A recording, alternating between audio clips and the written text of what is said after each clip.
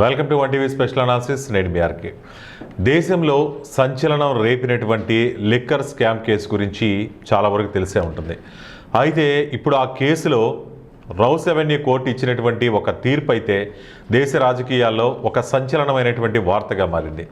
ఎందుకంటే దీనికి సంబంధించినటువంటి విచారణ చాలా ఏళ్ల తరబడి జరుగుతూనే ఉన్నింది.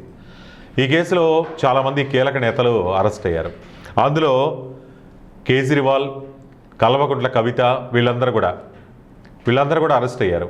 నెలల తరబడి జైలు శిక్ష కూడా అనుభవించి ఆ తర్వాత బయటకు వచ్చినటువంటి వాళ్ళు బెయిల్పై మీద. అయితే ఇప్పుడు ఇంత జరిగిన తర్వాత వాళ్ళిద్దరికీ న్యాయస్థానం క్లీన్ చిట్ ఇచ్చింది. ఈ క్లీన్ చిట్ ఇవ్వడంతో మరోసారి దీనిపై చర్చ అనేది బయటకు వచ్చింది. మరి క్లీన్ చిట్ అనేది కరెక్టేనా, ఎంతవరకు అనేటటువంటి కూడా చర్చలు జరుగుతూనే ఉన్నాయి. అయితే ఇన్ని ఆరోపణల తర్వాత, ఇంత జైలు శిక్ష తర్వాత క్లీన్ చిట్ రావడం ఏంటి అనేది నిజంగా ఈ విషయానికి సంబంధించి ప్రజల్లో రకరకాల సందేహాలు గురి చేస్తుంది. ఇంత శిక్ష అనుభవించిన తర్వాత క్లీన్ చిట్ రావడం ఏంటి? ఇన్ని నెలల తరబడి జైలు శిక్ష అనుభవించారు. వాళ్ళ రాజకీయ భవిష్యత్తు కూడా చాలా డ్యామేజ్ జరిగింది కదా. మరి ఇప్పుడు క్లీన్ చిట్ ఇవ్వడం ఏంటి అనేటటువంటిది జాతీయ దర్యాప్తు సంస్థల విశ్వసనీయత సిబిఐపై కూడా అనేక ప్రశ్నలను లేవనెత్తుతోంది. అసలు సిబిఐ దర్యాప్తు కరెక్ట్గానే చేసిందా? మరి కరెక్ట్గా చేసింటే వీళ్ళకి శిక్ష ఎందుకు పడేది? వాళ్ళు జైల్లో ఎందుకున్నారు? ఇప్పుడు క్లీన్ చిట్ ఎలా వచ్చింది? దీనివల్ల ప్రజలకు ఏమనిపిస్తుంది? కేంద్రంలో అధికారంలో ఉన్న పార్టీ తమ రాజకీయ వ్యూహాలకు, ఎత్తుగళ్లకు సిబిఐ లాంటి దర్యాప్తు సంస్థల్ని పావులుగా వాడుకుంటున్నాయి. దానివల్ల వాళ్ళ రాజకీయ కక్ష సాధింపుల్ని ఈ రకంగా తీర్చుకుంటున్నారు అనేటటువంటిది ఆరోపణలకి బలం చేకూరుతుంది. ఇప్పటికే అధికారంలో ఉన్న పార్టీలు ప్రతిపక్షాలపై ఆరోపణలు చేయటం, కక్ష సాధింపులకు పాల్పడటం జరుగుతున్నాయి. దానికి దర్యాప్తు సంస్థల్ని పావులుగా వాడుకొని వాళ్ళకు అనుకూలమైనటువంటి దర్యాప్తులు చేయించుకుంటున్నారు అనేటువంటిది చాలా ఆరోపణలు వినిపిస్తూ ఉంటాయి. ఇటువంటి సంఘటనలు జరిగినప్పుడు వాటికి మరింత బలం చేకూరుతుంది. మరి ఇంత నష్టపోయిన నిందితులు నేరస్తులుగా ముద్ర వేసుకున్నారు, ఎన్నాళ్ళు శిక్ష అనుభవించారు. మరి వాళ్ళు ఇప్పుడు ఏం చేస్తారు? శిక్ష అనుభవించి బయటకు వచ్చిన తర్వాత వాళ్ళు ఏం చేస్తారు? దాన్ని ఎలా ఎదుర్కొంటారు?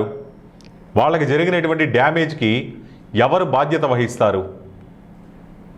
శిక్ష వేశారు, మరి ఆ శిక్షకి పరిహారం ఏంటి?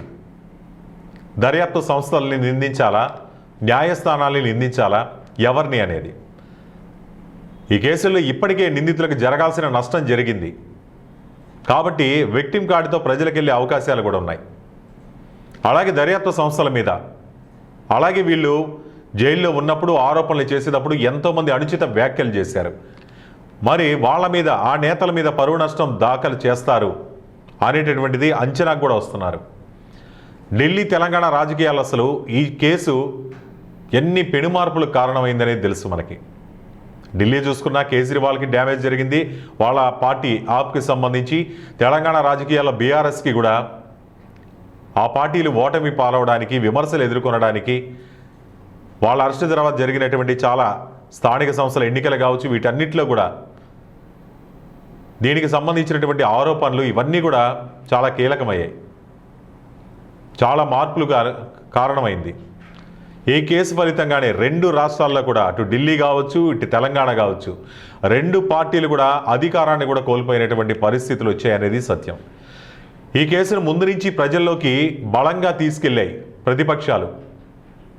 తీసుకెళ్ళి ఆయా పార్టీల మీద, అటు బీఆర్ఎస్ కానీ ఆప్ పార్టీల మీద కూడా చాలా విమర్శలు చేశారు, ప్రజల్ని నమ్మించే ప్రయత్నాలు చేశారు. గత ఎలక్షన్లో రెండు పార్టీలు, ఆప్ అలాగే బీఆర్ఎస్ తెలంగాణ, ఈ రెండు పార్టీలు కూడా ఓటమి చవి చూసినటువంటి పార్టీలు. ఢిల్లీలో బీజేపీకి గట్టి పోటీ ఇచ్చేటటువంటి పార్టీ ఏదైనా ఉందంటే అది ఆమ్ ఆద్మీ పార్టీ. మరి దాని ఇమేజ్ని దెబ్బతీయడమే లక్ష్యంగా ఈ కేసు నడిచింది అనేటటువంటిది వచ్చేటటువంటి ఆరోపణలు. ఈ వ్యవహారాన్ని ఫస్ట్ నుంచి చూసిన వాళ్ళు కూడా ఇదే అభిప్రాయానికి వస్తున్నారు. అవినీతి వ్యతిరేక పార్టీగా ముందుకొచ్చినటువంటి ఆ పార్టీ నేతలే ఇటువంటి అవినీతికి పాల్పడ్డారంటూ ప్రజల్లోకి బలంగా తీసుకెళ్లారు. సక్సెస్ కూడా అయ్యారనే చెప్పాలి. ప్రజలు కూడా దాన్ని నమ్మారు. దీనివల్ల ఢిల్లీ ఎన్నికల్లో ఆప్ భారీగా నష్టపోయినప్పుడు అవినీతి నిర్మూలన నినాదంతో ప్రజల్లోకి వచ్చినటువంటి జాతీయ పార్టీగా ఎదుగుతున్నటువంటి ఆప్ పార్టీ, ఆమ్ ఆద్మీ పార్టీ దాని ఇమేజ్ను ఈ కేసు అయితే చాలా తీవ్రంగా దెబ్బతీసింది. పార్టీ కూడా బాగా బలహీనపడింది అప్పటి నుంచి మొదలు పెడితే. కారణం ఏంటంటే ఆ పార్టీకి సంబంధించినటువంటి చాలామంది అగ్రనేతలు జైలుకి వెళ్ళడం వల్ల క్షేత్రస్థాయిలో పార్టీ కార్యకర్తలు అంటే పైనున్నటువంటి నేతలే జైలు పాలైనప్పుడు క్రింద స్థాయి నేతలు వాళ్ళ అడుగుజాడల్లో నడిచేటటువంటి నేతలు కూడా వాళ్ళ స్థైర్యం కోల్పోయారు. ప్రజల పార్టీ పట్ల నమ్మకం పోయింది. ఇది ఎన్నికల ఓటమికైతే ఒక కారణంగా కూడా నిలిచింది. ఈ విధంగా కూడా డ్యామేజ్ జరిగింది. ఇలా వ్యక్తిగతంగానే కాక పార్టీ పరంగా కూడా. తెలంగాణలో కూడా అంతే. బీఆర్ఎస్ గ్రాఫ్ తగ్గించడానికి కవిత అరెస్ట్ ఒక సాధనంగా మారింది. ఎందుకంటే ఆ పార్టీ అధినేత అయినటువంటి కేసీఆర్ కుమార్తె కాబట్టి, కేసీఆర్ స్థాపించినటువంటి పార్టీ బీఆర్ఎస్ కాబట్టి ఈ విధంగా కవితని టార్గెట్ చేసి మాట్లాడుతూ పార్టీకి ఆ కేసుని అంటగడుతూ పార్టీ ఇమేజ్ని డ్యామేజ్ చేశారు ప్రతిపక్షాలు. తెలంగాణ సెంటిమెంట్ని కూడా తగ్గించేశారు. తెలంగాణ సెంటిమెంట్ అనేది ఒక ఆయుధంగా ఉండేది బీఆర్ఎస్కి. దానికి అవినీతి మరటక అనేది అంటించినటువంటి పరిస్థితి జరిగిందంటున్నారు. బీఆర్ఎస్ శ్రేణులు కూడా అదే చెప్పారు. ఆ అవినీతి అంశాన్ని హైలైట్ చేశారు. దానివల్ల కాంగ్రెస్ కానీ బీజేపీ కానీ లబ్ధి పొందాయి అనేటటువంటిది కూడా బహిర్గతమైందంటారు. బీఆర్ఎస్ నేతలు అవినీతిలో కూరుకుపోయారు అనే ప్రచారాన్ని అయితే గట్టిగా తీసుకెళ్లారు, ప్రజల్లో కూడా తీసుకెళ్లారు. ఫలితంగా ఓటర్లు నమ్మారు. ఒకసారి కాబైనా రెండుసారి కాబైనా పదే చెప్పడంతో అదే నమ్మారు. దానికి తోడు కవిత కూడా జైలు పాలు అవడంతో ఆరోపణలకి ఇంకొంచెం బలం చేకూరింది. ప్రత్యేక తెలంగాణ రాష్ట్రాన్ని స్థాపించినటువంటి పార్టీగా ప్రజల్లో బలంగా ఉన్న సెంటిమెంట్ని పూర్తిగా తుడిచివేయడానికి కూడా ప్రత్యర్థి పార్టీలు దీన్ని సమర్థవంతంగానే వాడేశాయి. అయితే ఇప్పుడు ఏమైంది? ఏళ్ల తరబడి విచారణ సాగింది. చివరి కోర్టు నిర్దోషులను తేల్చింది.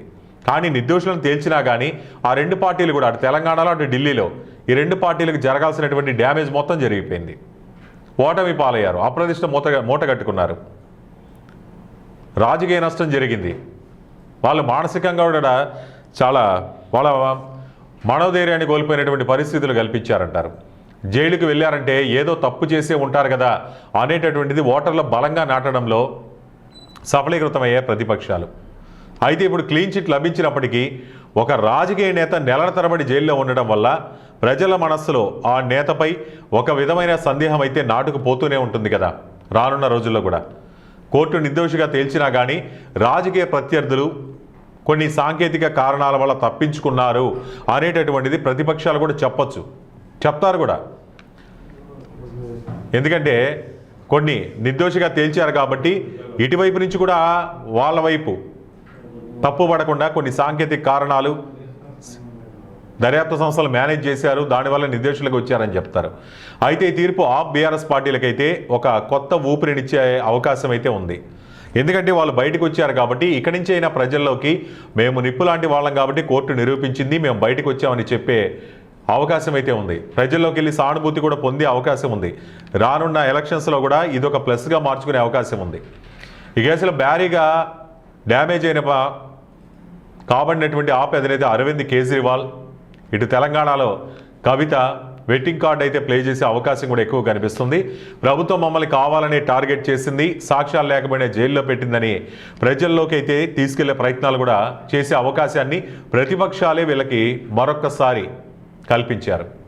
సో ఏదేమైనా కానీ కోర్టులు కానీ న్యాయస్థానాలు కానీ దర్యాప్తు సంస్థలు కానీ ఒక వ్యక్తిపై శిక్ష కానీ అభియోగాలు కానీ నిజం అని తేలకముందే వాళ్ళపై జైలు శిక్ష వేసి ఇన్నాళ్ళు వాళ్ళకి జరిగినటువంటి డ్యామేజ్ని ఏ విధంగా భర్తీ చేస్తారు అనేటటువంటిది, దీనిపై వీళ్ళు పరువు నష్టం దావా వేసే అవకాశాలు కూడా లేకపోలేదు అంటున్నారు రాజకీయ విశ్లేషకులు.